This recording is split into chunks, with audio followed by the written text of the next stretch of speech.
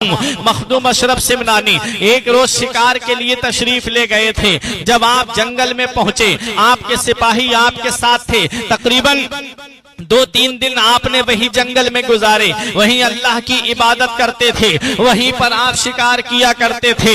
एक बूढ़ी औरत आती है, आंखों में आंसू लेकर के आई है, हजरत मखदूम अशरफ सिमनानी के पास आने की बात कर रही है। सिपाहियों ने उसे रोक दिया है।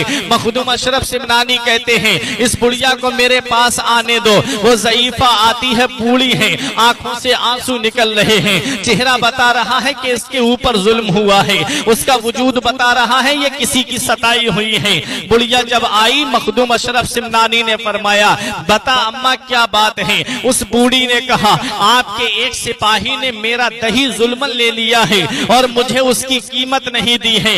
हजरत मखदूम अशरफ सिमनानी को जलाल आ जाता है। फरमाया, इन सिपाहियों के चेहरे देख और मुझे बता कौन सा वो जालिम है जिसने तेरा दही बगैर कीमत के लिया है। आप ने जब इतना फरमाया, उस ज़ईफा ने सबके चेहरों पर नजर डाली, बोली इनमें से कोई नहीं है। फरमाया, तू खूब उसको पहचानती है। उसने कहा, हाँ हुजूर, मैं उसका चेहरा नहीं भूल सकती। मखदूम अशरफ सिमनानी ने फरमाया, अच्छा। तो एक सिपाही और घोड़े से आ रहा था, शिकार करने निकल गया था। जब वो करीब में आया, ज़ईफा ने कहा, हुजूर यही वो शख्स है जिसने मेरा दही लिया था और मुझे कीमत नहीं दी थी। मखदूम अशरफ सिमनानी ने फरमाया, तूने ज़ईफा का दही लिया है और तूने उसकी कीमत अदा नहीं की है। उसने कहा, हुजूर ये बुढ़िया झूठ बोल रही है, मैं नहीं जानता ये बुढ़िया कौन है और कहां से आई है।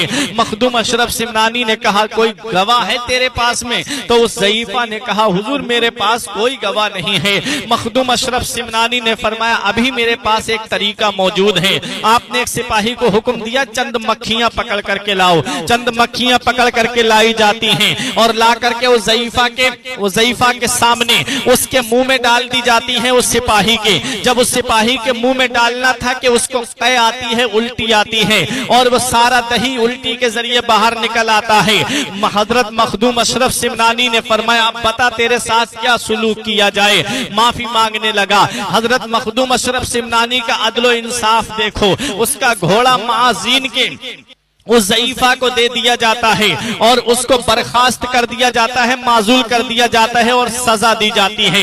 ये है हजरत मखदूम अशरफ सिमनानी। 15 साल की उम्र में फैसला फरमा रहे हैं। हजरत उमर की अदालत के जलवे जिस जात में नजर आए उसी को मखदूम अशरफ सिमनानी कहते हैं। सिद्दीक की सदाकत के जलवे जिस जात में नजर आए उसी को मखदूम अशरफ जहांगीर सिमनानी कहते हैं। हजरत उस्मान की सखावत के जलवे जिस जात में नजर आए उसे मखदूम अशरफ सिमनानी कहते हैं। हजरत अली की शुजाअत के तेवर जिस शख्सियत में नजर आए उसी को मखदूम अशरफ जहांगीर सिमनानी कहते हैं। इमाम हुसैन की इस्तिकामत जिसके अंदर नजर आए उसी को मखदूम अशरफ जहांगीर सिमनानी कहते हैं। इमाम आजम अबू हनीफा की फुकाहत जिस शख्सियत में नजर आए उसी को मखदूम अशरफ जहांगीर सिमनानी कहते हैं।